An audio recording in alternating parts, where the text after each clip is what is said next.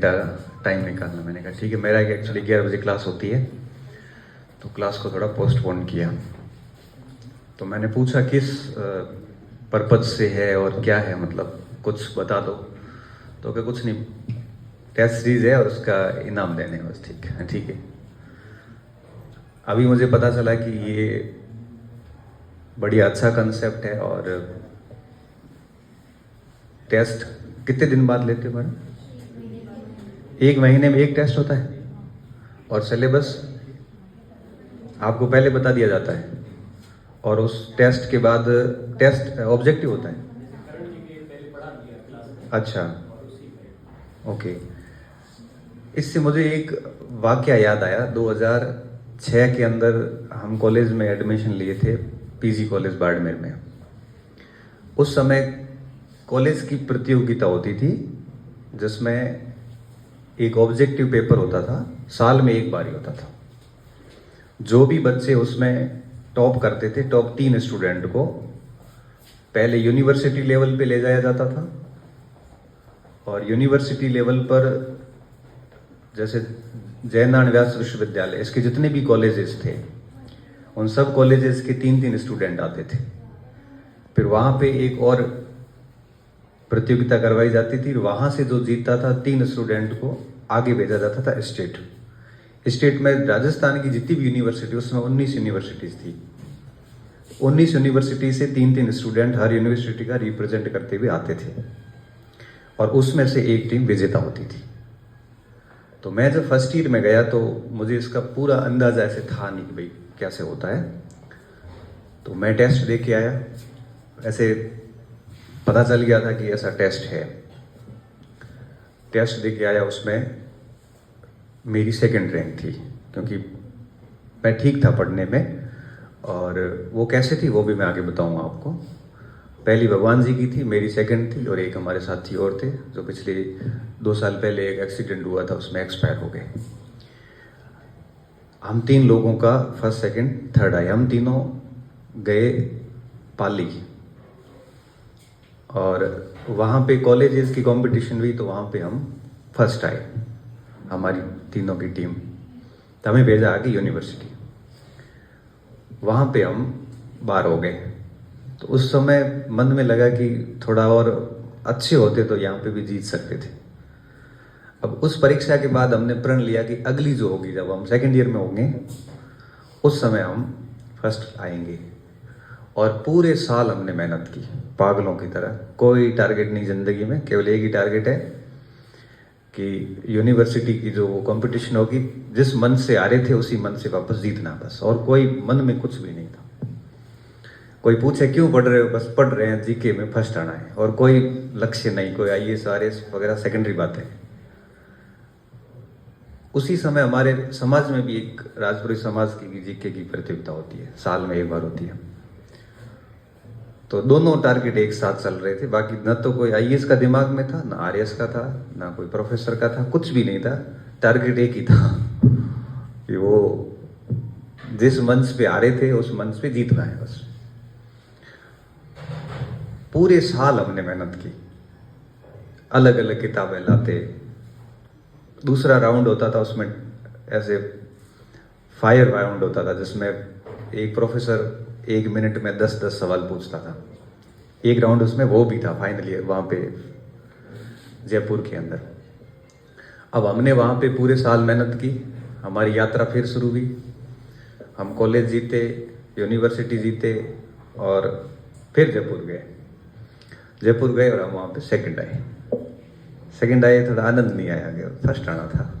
Second आए तब भी हमारे को एक अच्छा कैमरा गिफ्ट दिया, किसी को अच्छे अच्छे गिफ्ट दिए, और हमें यहाँ पे भी सम्मानित किया।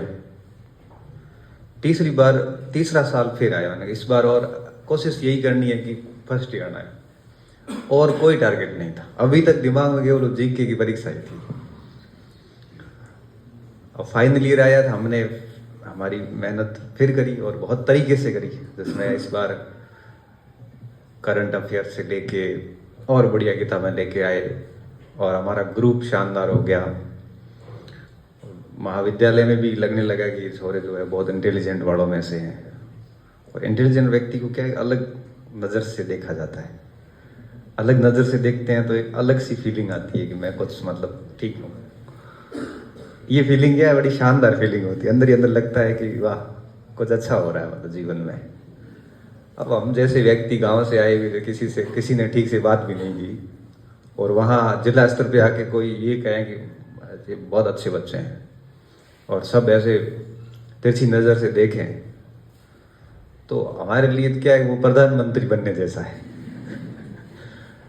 वो एक लोगों का अटेंशन पा रहे थे मतलब, और एक साधारण से ग्रामीण परिवेश से आए हुए व्यक्ति के लिए इस तरह से शहर का अटेंशन पाना अपने आप में बड़ी उपलब्धि होती। इससे बड़ा मोटिवेशन हो नहीं सकता। हम फिर पढ़े तीसरे साल, और इस बार भी हमने वो यूँ कहिए कि इस बार हम जीत भी गए। और हुआ क्या, इन 3 सालों का रिजल्ट ये निकला कि हमारा जो जनरल स्टडी का जो बैकग्राउंड था, जिसमें geography, history, political science, economics, science, current affairs बड़े शानदार हो गए थे। उसी साल फाइनल ईयर का अब हमारा कॉलेज पूरा होने को आया। कॉलेज की खास बात और खूबसूरती ये होती है कि कब प्रवेश लिया और कब पूरी होगी पता भी नहीं चलता है पढ़ने वालों को तो, और नहीं पढ़ने वालों को तो बिल्कुल भी पता नहीं चलता है कॉलेज पूरी हो गई है। पढ़ने वालों को तो फिर भी थोड़ा एहसास होता है, नहीं पढ़ने वालों को तो बिल्कुल एहसास नहीं होता। उनको एहसास बीए करने के बाद में होता है कि 3 साल बर्बाद कर दिए। वो 3 साल की तैयारी के ठीक बाद में बीए फाइनल ईयर में आते आते हम सभी परीक्षाओं के लिए पात्र हो गए। यूपीएससी की सारी परीक्षाएं, आरपीएससी की सारी परीक्षाएं ऑलमोस्ट हम पात्र हो गए। अब हमने यूपीएससी के फॉर्म भरे। सबसे पहले असिस्टेंट कमांडेंट का फॉर्म भरा, एसी का। उस एसी में हमारा जो 5-6 का ग्रुप था वो सारे पास हुए। असिस्टेंट कमांडेंट यूपीएससी की परीक्षा पास करना कोई साधारण नहीं था, ये बाद में पता चला। हमारी तो यूं ही हो गई, क्योंकि हम 3 साल से पढ़ रहे थे। परीक्षा पास करके आए, फिर फिजिकल की तैयारी करी। फिर आगे की कहानी ये थी कि मैं फिजिकल में बाहर हो गया। यूपी इसकी एसी के ठीक बाद में सीडीएस की परीक्षा हुई, कमांड डिफेंस सर्विस की। मैं उसमें भी पास हुआ। आईएएस प्री पास हुआ, आरएएस का प्री पास हुआ, आरबीआई में सिलेक्शन हुआ। मतलब फाइनल ईयर पूरी हुई नहीं थी, अभी रिजल्ट आना बाकी था। और हमने केंद्र सरकार की 5 परीक्षाएं एक साथ पास कर दी, और एक आरपीएससी की, वो थी आरएएस प्री। तो एकदम से हम, एक होते हैं ना आकर्षण का केंद्र। उस समय इतने स्टूडेंट थे नहीं मार्केट में। कॉलेज में भी 700 से 800 सीट होती थी, 1100-1200 बच्चे थे 3 सालों में मिला के। तो सारे लोगों का एक प्रकार से हम आकर्षण का केंद्र थे कि यार ये बच्चे ऐसे हैं जो लगभग सारी परीक्षाएं पास कर चुके हैं, अभी तक फाइनल ईयर का रिजल्ट आना बाकी है। हमें और मोटिवेशन मिल रहा था और हम और पढ़ रहे थे। ऐसा नहीं कि कोई तारीफ, 2 शब्द तारीफ में कह दिए और हम वो फूल ऐसे करके समा जाए और अब बैठ जाए चुपचाप, तो कुछ नहीं होने वाला। फेल होंगे 2 दिन वापस वहाँ, कोई फर्क नहीं पड़ेगा। एक असफलता के साथ ही सारी तैयारी धरी रह जाती है। बहुत बढ़िया तैयारी करने के बाद जब एक बार फेल हो जाते हैं तो कॉन्फिडेंस वगैरह सब डाउन हो जाता है। और परिणाम ये निकला कि हम इस जीवन में सेट हो गए। उस जो एक कॉलेज की टाइम पीरियड था, इतना प्यारा टाइम पीरियड था कि 3 सालों के भीतर ही इतना कुछ हो गया कि जो सपना देखा भी नहीं था, जो कल्पना भी नहीं की थी, हमारी कल्पनाओं से कुछ परे चीजें थी वो, और वो बड़ी सुलभता के, आसानी के साथ सुलभ हो गई वो। और ये तब पॉसिबल हुआ कि कॉलेज के 3 साल तक हम बड़े चैलेंज लेके पढ़े थे। एक दिन भी मुझे नहीं लगता कि हमने खराब किया होगा। तो ये जो टेस्ट सिस्टम जो मुझे अभी आपका जो चल रहा है, इससे मुझे वो वाकया याद आया कि हमारे भी फर्स्ट ईयर में ये शुरुआत हुई थी और 3 साल पढ़े थे। उसके बाद में हमारी जर्नी शुरू हुई और आज तक जारी है, और बहुत बढ़िया तरीके से चीज़ें हुई। हम जितनी परीक्षाएं पास करते थे सब परीक्षाएं पास की। हम जो अच्छा कर सकते थे हमारी तरफ से हमने किया। हमारी वजह से कोई परेशान नहीं है, हम हमारे जीवन में एक प्रकार से सुरक्षित हैं। तो आप लोगों के लिए ये जो इस प्रकार के जो टेस्ट वगैरह होते हैं, मैं आपको सबसे पहले यही कहूँगा कि इसको बहुत सीरियसली लीजिए, इसको मजाक में मत लेना। सीरियस ऐसा लीजिए कि देखो, मार्केट में आपके पास प्रतिस्पर्धा और प्रतिद्वंद्व दोनों चैलेंज होते हैं। अपने प्रतिद्वंद्विता किसी से नहीं पालनी, प्रतिस्पर्धा सबसे रखनी होती, क्योंकि आज आपके साथ बैठा वो भी आपका प्रतिस्पर्धी है। दिमाग में हमेशा रखिए कि टेस्ट को टॉप करना है, सीरियस लेना है, बहुत 100% अपना देना है। यूं नहीं सोचना है कि कोई फ्री में करवा रहा है या कॉलेज में यूं ही चल रहे हैं, ठीक है। तो इसका परिणाम ये निकला कि अगर आप इसको सीरियस नहीं लोगे तो आप पढ़ भी नहीं पाओगे। जा क्या रहा है, 4 घंटे आप दे रहे हो तो आपके लिए आपका करियर मेकिंग प्रोसेस है ये। कोई भी व्यक्ति सीधा मंजिल पे नहीं पहुंचता, सीढ़ियों के सहारे सहारे चलता है। धीरे धीरे धीरे धीरे चीजें आगे बढ़ती है।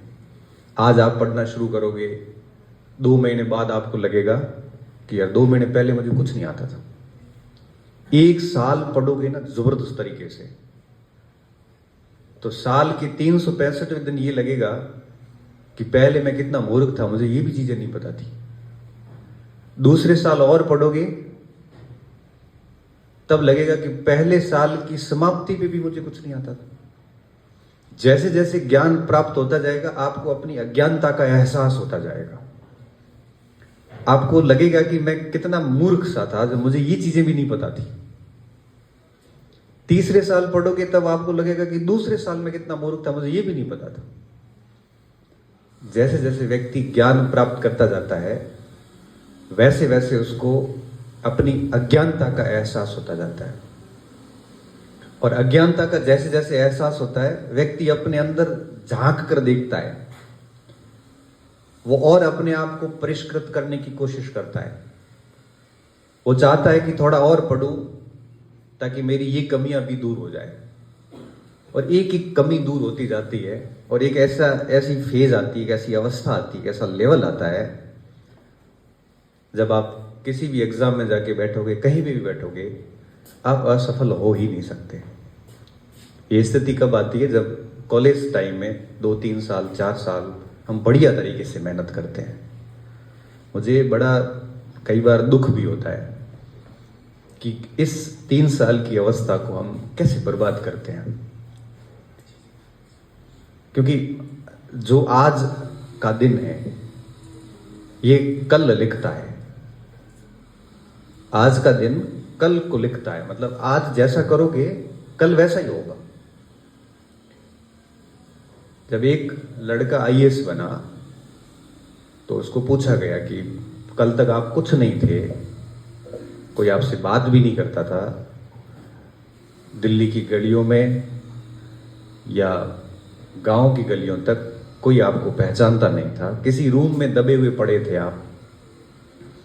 आज परिणाम आया और आज दुनिया के या भारत के मोस्टली बड़े बड़े जो इंटेलेक्चुअल लोग हैं आपको जानते हैं, सारे पत्रकार आपके सामने हैं। ऐसे एकदम से सेलिब्रिटी बन के कैसा महसूस हो रहा है? तो उसने कहा कि ये अचानक नहीं हुआ है, ये जो रात थी, ये रात लगभग 15 साल लंबी चली है। 15 साल की पीछे की मेहनत है, उसका परिणाम आज आया है। तो 15 साल की मेहनत के बाद आज हुआ। मैंने मेरे पिछले पास्ट में लिखा ऐसा है, मेहनत की है, जो आज दिख रहा है। इसलिए कहते हैं आज हम कल को लिखते हैं।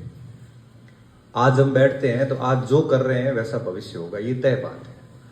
आप पीछे क्या थे ये मैटर नहीं करता। आप 12वीं में मेरिटोरियस थे या 12वीं में ग्रेस पास थे, कोई फर्क नहीं पड़ता। यकीन मानिए 10 साल बाद आपको पता ही नहीं होगा कि आपके 9th क्लास में 10th में परसेंटेज कितने थे, किस सब्जेक्ट में कितने मार्क्स थे, आपको याद ही नहीं होगा। अभी मुझे कोई पूछे ना कि आपके ग्रेजुएशन में परसेंटेज कितने हैं, मुझे वाकई में सच में याद नहीं है। एक बार मार्क्स देखनी पड़ती है, फिर भरना पड़ता है कि इसमें इतने नंबर आए थे। 10वीं 12वीं की इसलिए 10वीं 12वीं के याद रह जाते हैं कि वो हर जगह भरने पड़ते हैं। बाकी ये पूछ ले कि गणित में कितने थे, विज्ञान में कितने थे, बिल्कुल याद नहीं है। अब आप समझ सकते हो कि इन परसेंटेज के क्या वैल्यूज है। इसलिए कहते हैं कि आप पीछे क्या थे वो भूल जाइए। आप अगर 99% में थे तो 99% के घमंड में रहने की आवश्यकता नहीं है। अगर आप 40-45 पे थे तो भी उसकी टेंशन की जरूरत नहीं है। आज आप क्या कर रहे हैं, कॉलेज टाइम को आप कैसा यूटिलाइज कर रहे हैं, इससे तय होगा कि आप कहां पहुंचने वाले हैं। और ऐसे न जाने तमाम प्रकार के उदाहरण आपको अगर आप ढूंढोगे तो आपको मिलेंगे। जो कोई जीवन में सफल हुआ है उनको आप पूछोगे तो वो आपको यही कहेगा कि कॉलेज टाइम को बहुत तरीके से हमने यूज किया था। कम से कम 5-5, 6-6 घंटे, 7 घंटे रेगुलर पढ़ाई की थी। अब जैसे इस साल आप में से जो बच्चे फर्स्ट ईयर के हैं, आप सोचिएगा आप जुलाई में यहाँ पे आए और आपने हंसते हंसते 7 महीने निकाल दिए।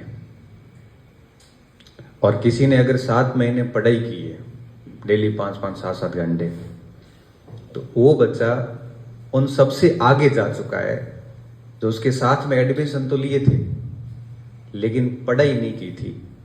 जिसने पढ़ाई की उसने 7 महीने की आपसे लीड ले ली है और उसकी लीड अब बढ़ती जाएगी। ये बिग बैंग थियरी की तरह है। बिग बैंग थियरी पढ़ी हुई है कि पूरी पृथ्वी पहले एक ही पदार्थ थी और उसमें महाविस्फोट होता है और उसके बाद में ये पूरी सृष्टि बनी और ये तत्व दूर होते गए और ये होते ही जा रहे हैं, ये कभी वापस नहीं मिलेंगे। एक बार किसी ने लीड ले ली 5-7 महीने की, वो आपसे आगे ही रहेगा। हमारे साथ में भी कई ऐसे 90% वाले, 98 वाले, 97 वाले थे। लीड ऐसी हुई कि अभी तक टूटी नहीं और आगे तो टूटने वैसे ही टूटनी नहीं है। और दुख कब होता है? दुख तब होता है जब मैं 90% बना के और मेरे 40% वाले मेरे सीनियर हो जाते हैं, तो ज्यादा दुख होता है 90% वाले को। दुख इस बात का होता है कि काश मैं भी ठीक तरीके से पढ़ लेता। इसलिए कह रहा हूं कि जब हम साथ में एडमिशन लेते हैं उसके बाद की अवधि आप देखिए। उसके बाद अगर आप देखोगे तो आप पाओगे कि एक व्यक्ति आपसे बहुत आगे जा चुका है, सिर्फ इसलिए कि वो थोड़ा सजग था और उसने मेहनत की। और यकीन मानिए आप में से भी कई बच्चे हैं जो सीरियसली पढ़ रहे हैं, आपको भली पता मत हो। जब रिजल्ट आएगा तब पता चलेगा कि अच्छा ये पढ़ रहा था, क्योंकि रिजल्ट वाले बच्चों का पता बाद में चलता है, रिजल्ट के बाद। बाकी तो सब माहौल बनाने वाले होते हैं। माहौल बनाने वालों का पता सबको रहता है। जो रिजल्ट आने वाले होते हैं वो पता जब PDF आती है उसके बाद चलता है, क्योंकि रिजल्ट वाले शो ऑफ नहीं करते, दिखावे नहीं करते, वो केवल और केवल क्या करते हैं, मेहनत करते हैं। इसलिए आपको कहूँगा कि आप इस अवधि को, इसके इम्पोर्टेंस को समझिए। आप ये बड़ा अनुकूल समय है आपका, और किसी अच्छे व्यक्ति के मार्ग निर्देशन में, किसी अच्छे व्यक्ति का सानिध्य लेकर, अच्छे व्यक्ति का मेरा मतलब ये है जो पॉजिटिव हो, ये ना कहे कि तारो वो आइए सुखाई मजा करके। ऐसे व्यक्ति के साथ मत रहना, क्योंकि अगर कोई ऐसा व्यक्ति मिले और आपकी क्षमताओं पे एक प्रश्न खड़ा कर दें तो आपका अंदर से टूट जाओगे कि मेरे से नहीं हो पाएगा। ऐसा व्यक्ति हो जो पॉजिटिव अप्रोच रखता हो कि हो जाएगा आपका, भले वो जीवन में क्या कर रहा है आपको मतलब नहीं है। ऐसे व्यक्ति का सानिध्य लो, अंगुली पकड़ो और उसका पूरा यूज लो जितना आप ले सकते हो। ऐसा नहीं है जैसे मैं आज यहाँ खड़ा हूँ तो मेरे पीछे भी कई सारे लोगों का हाथ है। घर से जब हम निकले थे तो मेरे घर में तो ऐसा है कि कोई भी इस कंपटीशन का हिस्सा नहीं था उस समय तक तो, और सारे के सारे हम ग्रामीण पृष्ठभूमि के लोग हैं, तो ये कोई नहीं कहने वाला था कि UPSC क्या है और RPSC क्या है। लेकिन जब हम शहर आते हैं तो कई अच्छे साथी मिलते हैं और उन साथियों का सपोर्ट मिलता है, और वो लोग यही कहते थे कि जीवन में अगर आपको भीड़ से अलग दिखना है, आप चाहते हो कि आपको लोग अलग तवज्जो दें, आप चाहें कि आपको लोग अलग वैल्यू दें, तो आपको पढ़ना पड़ेगा। ये किताबें ही सबसे ज़्यादा सशक्त हथियार है, और इसमें जिसने खुद को खपाया है वो व्यक्ति जीवन में कभी भी पीछे नहीं रह सकता। पढ़िए, बस पढ़ते जाइए, इसके रिजल्ट 6, 7, 8 महीने 10 महीने बाद आने शुरू हो जाएंगे। और परिणाम ये निकला कि हम लोग जितने भी थे हमारे साथी, आज कोई भी साथी हमारा बेरोजगार नहीं है, और जो है वो या तो कोई केंद्र सरकार में है या कोई राज्य सरकार में, और सब बढ़िया बढ़िया जगह पे है। कोई दिक्कत नहीं है, सब अपने जीवन में सेटल हैं। सब पढ़ रहे थे, मैं भी पढ़ रहा था। और ये आज जितनी भी सक्सेस है, सफलता है, मैंने तो सारी परीक्षाएं वगैरह पास कर ली, एक पता चल गया कि ये चीज़ें होती क्या है।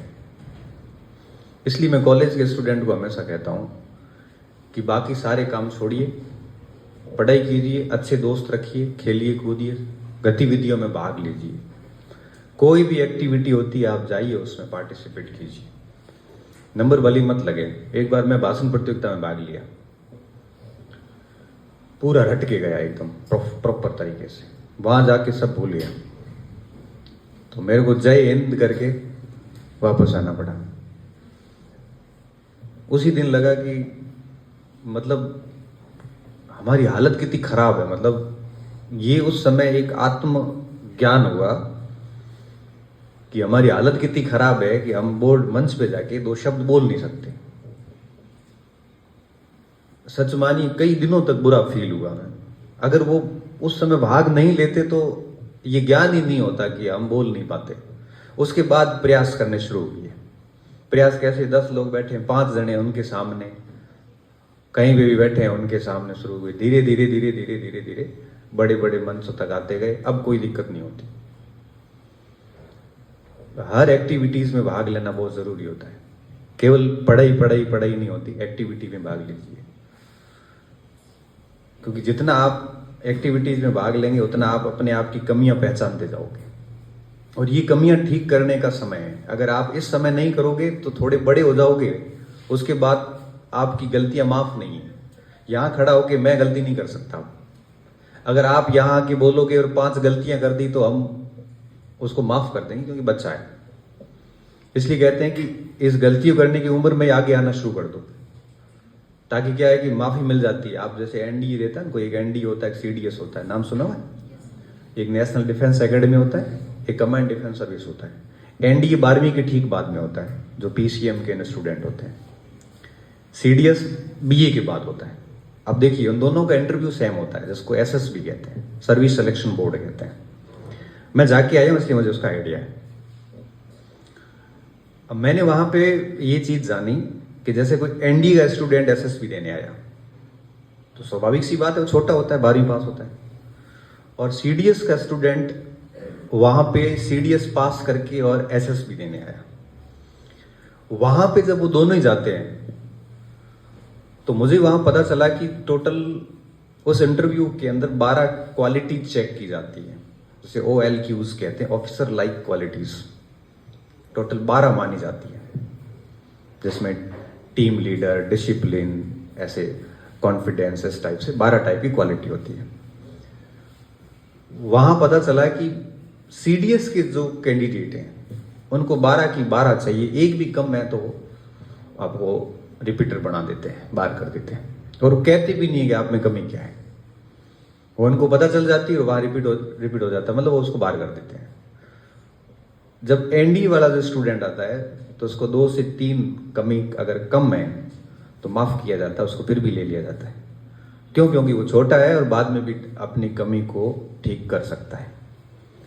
तो सेना में भी ये स्थिति है कि छोटे बच्चे हैं जो 12वीं पास है, उनको थोड़ा सा लिबरल, रिजिड नहीं होते वहां पे। इसलिए कहता हूं कि आप इस तरह से पार्टिसिपेट करेंगे तो धीरे धीरे चीजें ठीक होती जाती है, क्योंकि यही टाइम है जब आप अपने आप को दूसरों से अलग कर सकते हो। नहीं तो क्या होगा, 3 साल बाद की मैं बात कर रहा हूं, क्योंकि अब्राहम लिंकन ने कहा था कि आप अपने बच्चे को असफलता के लिए तैयार कीजिए। किसके लिए? असफलता के लिए, क्योंकि सफलता के लिए हम सब रेडी हैं। सफलता के लिए 10वीं पास बच्चा भी तैयार बैठा है, असफलता के लिए हम कोई भी तैयार नहीं है।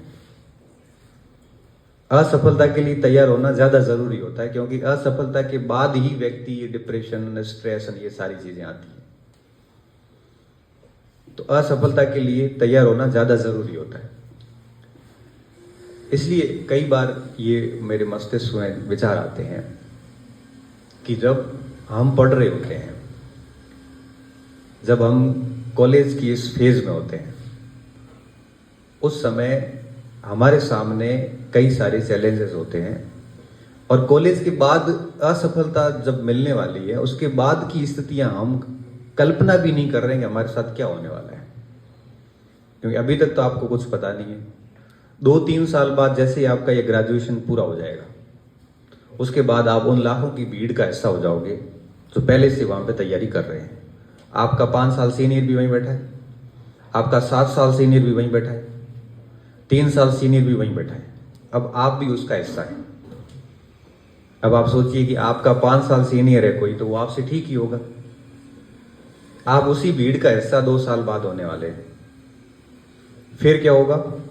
फिर ये होगा कि वहां पे पोस्ट कम है, आवेदक बहुत अधिक है। आजकल तो 1000 की सीट आती है तो 10 लाख 15 लाख फॉर्म आते हैं, और वो सारे आपके सीनियर हैं। कोई 10 साल पुराना भी है, कोई 5 साल पुराना है। फिर आपको कुछ भी समझ में नहीं आता है कि अब इसको फाइट कैसे करें, इनको कॉम्पीट कैसे करें। और उसके बाद कई बच्चे तो मन ही मन सोच लेते हैं कि अपना तो होना नहीं कहीं पे। कई बच्चे तैयारी शुरू करते हैं, 3 साल 4 साल फिर तैयारी करते हैं। जो काम कॉलेज में करना था वो काम 3-4 साल बाद करते हैं। फिर क्या होता है, अभी तो 20 साल की उम्र है, ये उम्र 26 साल हो जाती, पता भी नहीं चलता। उम्र बढ़ जाती है, घर वालों का प्रेशर आता है कि भाई अब कुछ नौकरी वगैरह कुछ, अब नौकरी लगेगी कहां से। 12वीं के बाद पढ़ाई 4 साल बाद शुरू की है, कॉलेज पूरी यूं ही गई। अब 4 साल बाद पढ़ाई शुरू की है तो 4 साल तो करनी पड़ेगी, तब आप उनके बराबर आओगे। और आप जब तक उनके बराबर आओगे तब तक कुछ नए बच्चे और तैयार होके आ जाते हैं पीछे से, और पहले वाले तो बैठे ही है। अब ये गजब मारामारी चल रही है अंदर, क्योंकि आप उस चीज को सोचिए कि भाई 4 साल बाद आपकी जो 4 साल जूनियर है अभी, वो भी अंदर आएगा, सीधी सी बात है। अब पिछली भर्ती में प्रोफेसर की मैं बात करूं, हमारे साथ जब प्रोफेसर परीक्षा हुई थी, जब हम प्रोफेसर बने, उस साल कुछ ऐसे प्रोफेसर भी थे जो हमारे से 5-5 साल जूनियर थे। मतलब आप ये सोचिए कि जब हम बीए फाइनल ईयर में थे, वो जब 10th में थे, जब हम प्रोफेसर बने हमारे साथ वो बने। तो आप ये सोचो कि आप 5 साल हम आगे बढ़े, हमारा ग्रेजुएशन जैसे 9 में हुआ और 8-11 से 9 में ग्रेजुएशन, उसी साल से मैं तो नौकरी लग गया था, ठीक है, और प्रोफेसर बनना मैं वापस जाके 17 में, उससे पहले मैं स्कूल शिक्षा में रहा। अब आप सोचो कि 17 तक ऐसे बच्चे भी प्रोफेसर बने जिनको हमने पढ़ाया था, और पिछली बैच में ऐसे कई बच्चे थे जिनकी एजुकेशन हमने प्राइमरी एजुकेशन देखी है, हमने पढ़ाया उनको, वो आगे कॉलेज शिक्षा में प्रोफेसर बन के आए, 22-22 साल के लड़के। तो जब आप कंपटीशन में आओगे और 3 साल तैयारी करोगे, उस समय ये स्थिति होगी कि आपके सीनियर आपके साथ होंगे, आपके 4 साल जूनियर भी आपके साथ होंगे, और जूनियर में भी कई बहुत तैयारी से कर होते होके आते हैं, 12वीं के बाद से जोरदार तैयारी करके आते हैं। वो बच्चा आपसे आगे रहेगा, और 4 साल पहले से जो बैठे वो तो आपसे आगे है ही, और आपने पढ़ाई की नहीं। अब हो रही है टेंशन, अब टेंशन का तो कोई इलाज नहीं है, और वहां से हमारा करियर खत्म हो जाता है। ये कड़वा सच है, इसलिए कह रहा हूं कि कॉलेज का टाइम है, अभी इस समय कोई आपके ऊपर दबाव नहीं है। बढ़िया प्लानिंग बनाइए, अपने गुरुजन जो है यहाँ पे उनसे बात कीजिए कि सर मुझे इस चीज़ की तैयारी करनी है। अच्छा, ये भी समझ में नहीं आ रहा है कि मुझे किसकी करनी है, तो भी गुरुजी से बात कीजिए, सर मेरा स्वभाव इस टाइप का है, तो मुझे किस फील्ड में ठीक रहेगा। तो गुरुजी ने कह दिया, भाई प्रशासन के लिए या एजुकेशन के लिए या आर्मी के लिए, जो भी, फिर उनसे कहिए कि इसकी क्या प्रोसेस होती है, मुझे थोड़ा सा आप गाइड कर दो, वो आपको डेफिनेटली गाइड करेंगे। ऐसा कोई शिक्षक नहीं होता जो ये नहीं चाहता कि उसके पास बच्चा पूछने ना आए। पूछने आना चाहिए। आप अगर 15,000 रुपए 20,000 रुपए या फीस दे के कॉलेज में एडमिशन लेके पढ़ रहे हैं, तो आप पूछिए, आप सोचिए आपने आज तक कितने प्रश्न पूछे टीचर से। हमारी तो हालत ये होती थी कि सेकंड ईयर में गुरुजी बाहर निकाल देते कि बाहर जाओ, दोनों बाहर जाओ। क्यों? हर 5 मिनट बाद में, सर मिश्रित अर्थव्यवस्था, मिश्रित क्या है, मिश्रित क्या, नहीं पता, नहीं पता। पूछ पूछ के सर भी लास्ट में कहते ऐसे, बाहर जाओ दोनों। आप दोनों इंटेंशंस, गलत इंटेंशन है सर, गलत नहीं, सच में नहीं पता है मिश्रित है क्या। ऐसे मिक्स करना मिश्रित नहीं है। अर्थव्यवस्था जो आप कह रहे हो ना, मिश्रित अर्थव्यवस्था, भारत की अर्थव्यवस्था मिश्रित है, ये मिश्रित है कैसे? मतलब 3 दिन से सर ये सब सुन रहे हैं, थोड़ा बता दो ना ये मिश्रित कैसे है, तो हमें थोड़ा सेट हो जाएगा। इस प्रश्न पे सर ने कहा बाहर जाओ। सर बाहर तो चले जाएंगे लेकिन समझ में नहीं आया। सर के ऐसे वापस बैठो। मिश्रित का मतलब मिक्स्ड इकोनॉमी। सर मिक्स्ड तो मिश्रित समझ में नहीं आया सर, मिक्स्ड कहां से आएगा? फिर सर कहते हैं कि जिसमें पूंजीवादी और समाजवादी दोनों विशेषताएं हो, वो तो सब ठीक है सर। पूंजीवादी विशेषताएं कौन सी है, समाजवादी कौन सी है? तो कि बेटा पूंजीवादी विशेषताएं वो है जो पूंजीवादी देशों में होती है। वो वहां पे कौन सी होती है सर? समाजवादी देशों में। पूंजीवादी देश तो मेरा साथी कपिल था मेरे पास, उसने कहा सर पूंजीवादी देश है कौन से? तो कि यूरोपियन कंट्री है, अमेरिका वगैरह। तो मैंने कहा सर तो ये पूंजीवादी विशेषताएं मोटी मोटी कौन सी होती? जैसे सर ने किताब साइड में रखी, आज अपन इस पे ही बात करेंगे पूरी। और वो बात आज तक मुझे याद है, सर ने एक एक बात बताई कि पूंजीवादी का मतलब होता है संसाधनों पर पूंजीपतियों का अधिकार, समाजवाद क्या है, पूंजीवाद क्या है। आधा घंटा इसी पे रहा। और मिश्रित अर्थव्यवस्था ऐसी सेट हुई है, आज तक मुझे याद है कि मिश्रित अर्थव्यवस्था क्या होती है। उसके बाद से वो पहली क्लास ही थी बेसिकली। पहले दिन हम फर्स्ट ईयर में आए थे और भारतीय अर्थव्यवस्था की विशेषताएं एक पार्ट है पहला ही, उस समय मेरे इकोनॉमिक्स था। ये मैं बात इसलिए कह रहा हूं कि आप भी इस तरह से जब भी क्लास में बैठते हैं, शब्द समझ में नहीं आता है, बेझिझक पूछिए। जितना पूछोगे उतना सीखोगे। ये मत सोचना है कि टीचर को नहीं आता, टीचर को सब आता है। और नहीं भी आता है ना तो आपको दूसरे दिन बता देगा, मगर ये नहीं कहेगा, आपकी इच्छा का दमन नहीं करेगा। दूसरे दिन कह देंगे कि भाई आज अपन दूसरा टॉपिक पढ़ रहे हैं, कल मैं आपको बता दूंगा। भाई टीचर भी कोई भगवान थोड़ी है। कई बार हमें नहीं आता, हमें भी कई बार बच्चे ऐसे प्रश्न करते हैं जो हमें कहता है कि चिट्ठी लिख के बेटा दे दो, कल मैं आपको समझाता हूँ। तो स्टूडेंट चिट्ठी लिख के दे देता है, हम जेब में डाल देते हैं, घर जाते हैं, फ्री होते हैं, उसको चेक करते हैं ये है क्या। और फिर जब वापस नेक्स्ट क्लास होती है तब हम उसको बहुत बढ़िया से एक्सप्लेन कर देते हैं। कई बार ऐसी स्थिति आती है जब हमारे को उत्तर नहीं आ रहा होता है, क्योंकि इस पूरी पृथ्वी पे कोई पूर्ण तो है ही नहीं। हर किसी का ज्ञान जो है वो अधूरा रहता है, और ये ज्ञान कितना भी प्राप्त करोगे अज्ञानता का एहसास होता जाता है। इसलिए मैं कह रहा था कि आप इस तरह से पढ़ते जाइए और टीचर्स का पूरा सपोर्ट लीजिए और बात करिए उनसे, कैसे करना है, किस प्रकार करना है।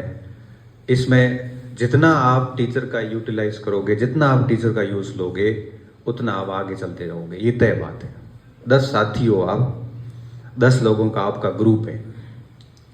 इन ग्रुप में से अगर आपको लगता है कि आपको आगे जाना है तो एक ही तरीका है कि आपको पुस्तकें उठानी पड़ेगी।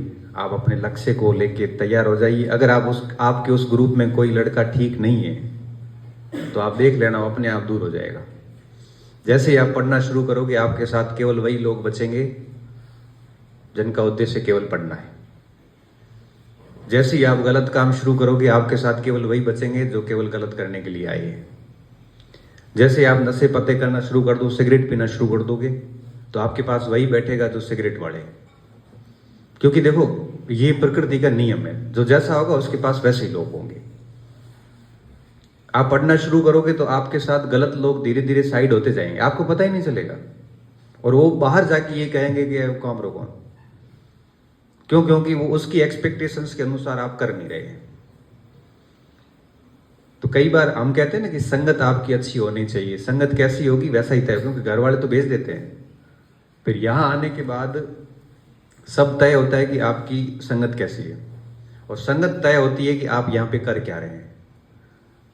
आप जैसे पढ़ना शुरू करोगे तो आपके साथ अपने आप ही पढ़ाई वाले लोग अपने आप ही जुड़ जाएंगे। हर दिन एक व्यक्ति नया जुड़ेगा और एक व्यक्ति जाएगा, और 4 साल 3 साल 2 साल के बाद में आपका पूरा ग्रुप ऐसा होगा जो एक से बढ़ के एक पढ़ाई वाला है। अभी मैं गाड़ी से आ रहा था तो मेरे एक लड़के का फोन आया कि सर मेरा प्रोफेसर में सिलेक्शन हुआ है और मैंने आपसे पढ़ा था ये वो, काफ़ी दिन से कॉल कर रहा था, आपने अटेंड नहीं किया, अननोन नंबर थे, आज आप। मैंने रैंडम ही उठा लिया, गाड़ी से आ रहा था, मैंने क्या करूँ 5 मिनट जाऊँ कॉलेज पहुँचूंगा तब तक इससे बात कर लेता हूँ। तो फ़ोन आया और मैंने अटेंड कर लिया। तो बोले कि सर मेरा प्रोफेसर में हिंदी में सिलेक्शन हो गया है, और मैंने आपसे 3 बार पहले बात की थी, इंटरव्यू की टाइम की थी, ये वो वगैरह पूरी बात बताई। मैंने कहा कैसे पढ़ाई की, मतलब कोचिंग करी थी या घर पे ही था? तो सर कोचिंग का तो टाइम मिला नहीं, ऑनलाइन पढ़ा था आपसे 3rd पेपर। हमारा ग्रुप था सर, 7 लड़के थे हम। एक बड़ा घर लिया हुआ था जिसमें 3 BHK का 3 रूम थे, एक उसमें किचन था, और जयपुर में थे सातों ही। तो सर एक का हो गया है उसमें, मेरा पॉलिटिकल में हो गया, सॉरी हिस्ट्री में, हिंदी में, मेरे साथी का भी हिंदी में हो गया। 2 के इंटरव्यू कॉल हो रखे हैं पॉलिटिकल साइंस में, दोनों के हो जाएंगे। एक का हो गया 1st ग्रेड में, और एक बच्चे का सामाजिक 2nd ग्रेड में हो गया। मतलब 7 के 7 ही हो गए। अब राजनीति विज्ञान वाले के मैंने कहा दोनों के कितने मार्क्स हैं? तो सर 120 और 124, तो दोनों के नंबर इंटरव्यू में ठीक दिए तो आराम से हो जाएगा उनको। तो मैंने कहा 7 थे, 7 तो हाँ सर 7 ही हो गए।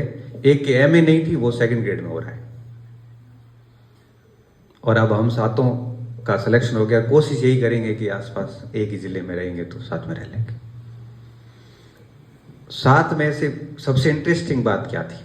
मैंने पूछा 7 कैसे हो गए? तो सर एक परिष्कार में हुआ, एक वहाँ हुआ, एक भी हमारे सेम जिले का नहीं, अलग अलग क्षेत्रों के। कोई जयपुर का है, कोई नागौर का है, कोई एक डूंगरपुर का है सर, एक दौसा का है, अलग अलग जिलों के। अब देखो आप सोचो कि ग्रुप बना उनका, ये कोई बचपन का ग्रुप तो था नहीं, ये कोई कॉलेज का ग्रुप भी नहीं था। ये कैसे बना? ये ग्रुप ऐसे बना कि पढ़ने वाले बच्चे थे, और कहीं पे भी बैठे हैं तो एक एक साथ में जुड़ता गया। जैसे मान लो हिस्ट्री का स्टूडेंट हूँ, मैं कहीं बैठा हूँ, हिस्ट्री की कोई बढ़िया बात करूंगा तो इतिहास का कोई पढ़ने वाला बच्चा हो जाएगा, यार ये तो ठीक बात कर रहा है, वो मेरे को कहेगा भाई साहब नंबर दो ना आपके, मैं दे दूंगा। हमारी बात शुरू हो गई, हो गया ग्रुप। ऐसे करते करते अच्छे अच्छे लोग साथ में हो जाते हैं, वो पूरा ग्रुप का ग्रुप होता है। 2008 के अंदर एक रिजल्ट आया RAS का, 2008 की RAS का। 4 लोग थे रूम पार्टनर, चारों राजपूत थे। मैं चारों को जानता हूँ, अच्छे मित्र हैं मेरे, नाम नहीं लूंगा यहाँ पे। वो 4 एक ही रूम में रहते थे। रिजल्ट आने वाला था तो शाम को हमारी बात होती है, यार रिजल्ट आने वाला, RAS का इंटरव्यू चारों के दिया हुआ था, और पता नहीं क्या रिजल्ट रहेगा। रिजल्ट की रात बड़ी भारी होती है। ऐसे रिजल्ट आता रात को लगभग 11-12 बजे के आसपास। RPSC RAS के रिजल्ट रात को 11-12 बजे जारी करती है। रात को रिजल्ट आया, अब नींद भी उस रात किसको आती है।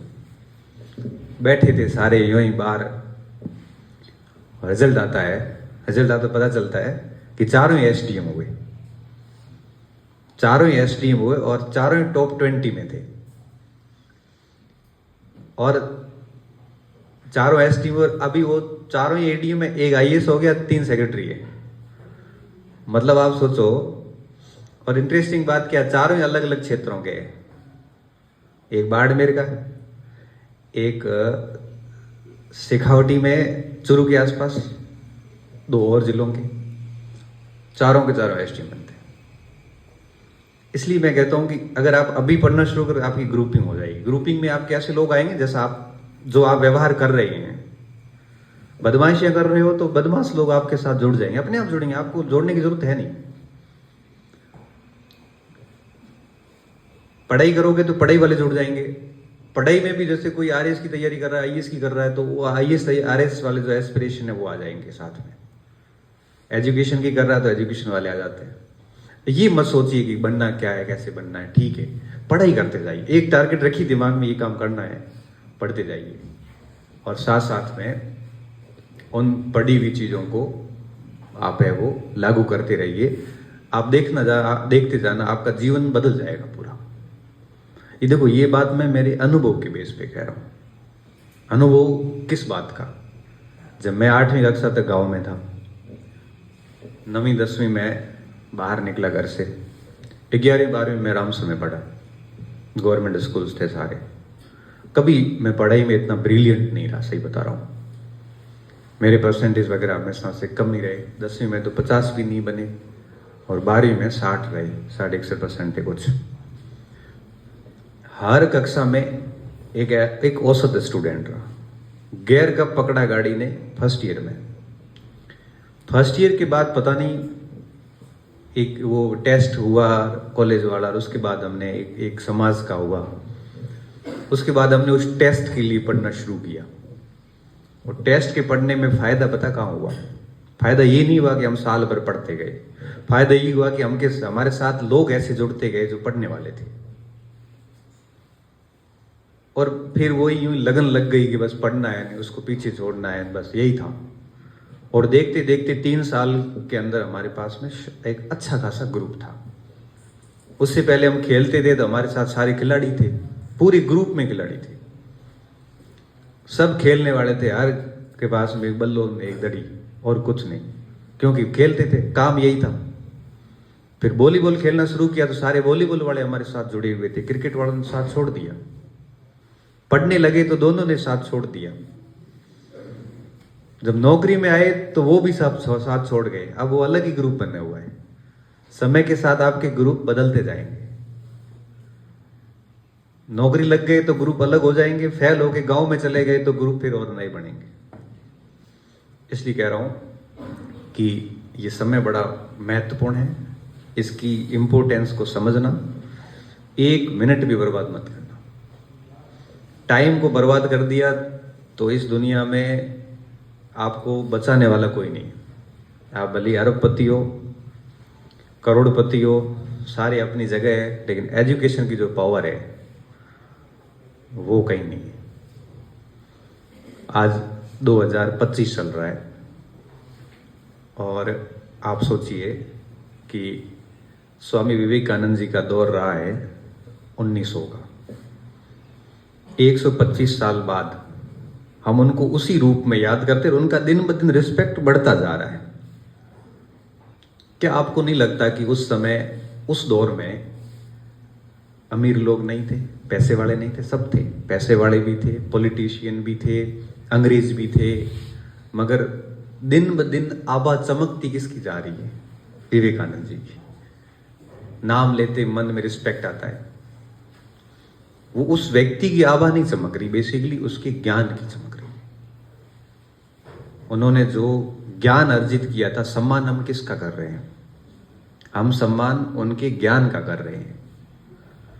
इसलिए कह रहे हैं कि इसका, नॉलेज का, पढ़ाई का, इसका कोई तोड़ है ही नहीं। इसमें जितना इन्वेस्ट करोगे ये आपको कई गुना वापस रिटर्न करती है, कई गुना वापस। 10-10, 12-12 घंटे पढ़ने वाले स्टूडेंट भी हैं।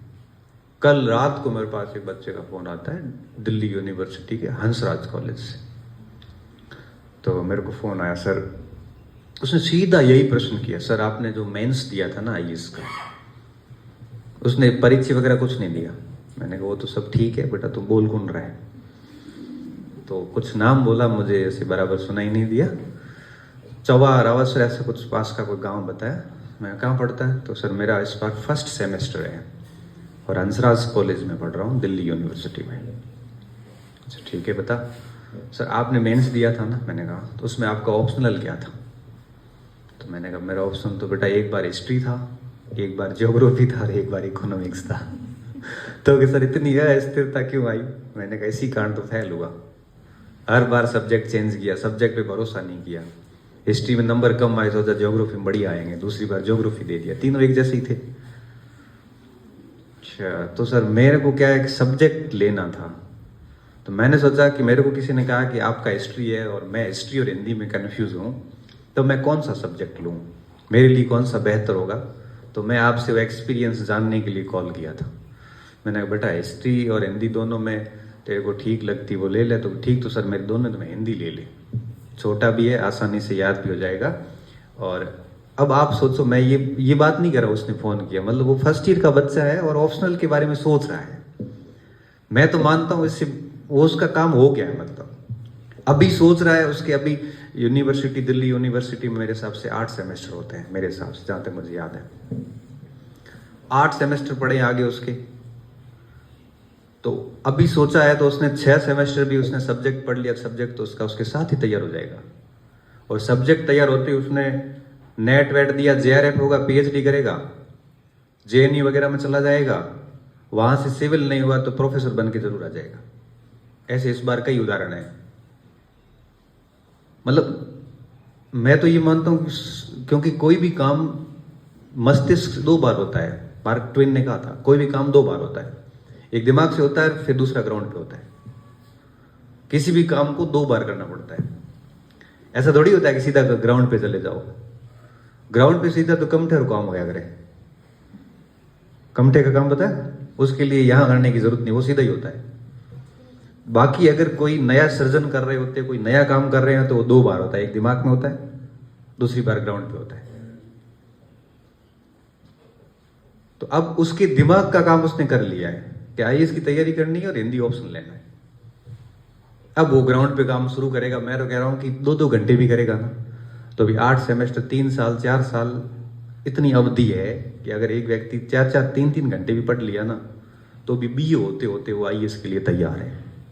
और मैं कह रहा हूं कि आईएएस नहीं भी बना तब भी उसने समय का इतना बढ़िया यूज किया है कि वो बढ़िया जगह चला जाएगा, ये तय बात है। तो ये सोचना ही बड़ी बात है। इसलिए कह रहा हूं कि आपके पीछे की जो जनरेशन आ रही है वो और भी एडवांस है, ध्यान रखना इस बात का। जब फर्स्ट ईयर का बच्चा ऑप्शनल के बारे में सोच रहा है, जो हमने बीए के बाद सोचा था कि अच्छा 2 ऑप्शनल लेने पड़ते हैं, हमारे टाइम 2 लेने पड़ते थे, अब 1 है। जो बात हमें 4 साल बाद पता चली वो उनको 12वीं के बाद ही पता चल गई है। यहां बैठा एक स्टूडेंट जब परीक्षा देगा तो सेंट स्टीफेंस कॉलेज दिल्ली, जवाहरलाल नेहरू विश्वविद्यालय दिल्ली और बाड़मेर कॉलेज, बच्चा भले किसी भी जगह का हो, सब बराबर वही पेपर सबको मिलेगा, सेम कंपटीशन है। अब आप सोच सकते हो कि अगर आप यहाँ बैठे बैठे नहीं पढ़ोगे तो वो वहां बैठा बैठा बच्चे को आप पीछे कैसे रखोगे। क्योंकि डीयू से कोई पढ़ के आ रहा है तो वो ऐसा सामान्य तो होगा नहीं, ठीक ठाक बच्चा होगा, सीयूटी पास किया है, फिर वहां मेहनत की है, उसी बच्चे को आपको कॉम्पीट करना है। इसलिए सजग रहना, नहीं तो पीछे रह जाओगे, मैं तो इतना ही कहूँगा। बाकी आप इंटेलिजेंट है कि कमज़ोर है कोई मैटर नहीं करता। मैटर सिर्फ इतना करता है कि आप अवेयर कितना जल्दी हुए हो और समय का कितना बढ़िया यूटिलाइज किया हो। बाकी अगर समय का ठीक यूटिलाइज किया, अवेयर जल्दी हुए हो, तो डीयू वाले भी पीछे रहेंगे, पता ही नहीं चलेगा। और अगर अवेयर नहीं हुए और समय को यूटिलाइज नहीं किया तो आपको कोई भी प्राइवेट कोटा वाला, ओपन वाला भी पीछे रखेगा, ये तय बात है। तो बात सिर्फ इतनी है कि समय का बढ़िया यूज करिए, हर दिन को यूटिलाइज करिए, अपने गुरुजनों का साथ लीजिए, जिज्ञासु बनिए, हर बात पूछिए, जानिए, समझिए उसको। जब तक चीजें क्लियर नहीं होती है तब तक अगले टॉपिक में मत जाइए। और ये चीजें अचानक से नहीं होगी, हर दिन थोड़ा थोड़ा थोड़ा उसमें आपको सुधार करते रहना पड़ेगा, तब जाके 4-5 महीने में आप पटरी पे आएंगे। और मेरी बात याद रखना, एक बार अगर आप पढ़ाई की पटरी पे आ गए तो वापस कोई नहीं उतार सकता आपको, और आपने सोचा भी नहीं उन ऐसे स्थानों पे आप पहुंचोगे। ठीक है, आपकी तरफ से कोई प्रश्न हो तो बता दो, नहीं तो मेरी बात खत्म करता हूँ, बहुत टाइम हो गया शायद। टाइम लिमिट पार तो नहीं कर दी? सीमा जी मेरे स्टूडेंट हैं। नहीं, तालियां बजाने से काम नहीं चलेगा, कुछ पूछो। तालियां तो ठीक है, वो ठीक है। कोई आपकी तरफ से? हाँ बेटा। बस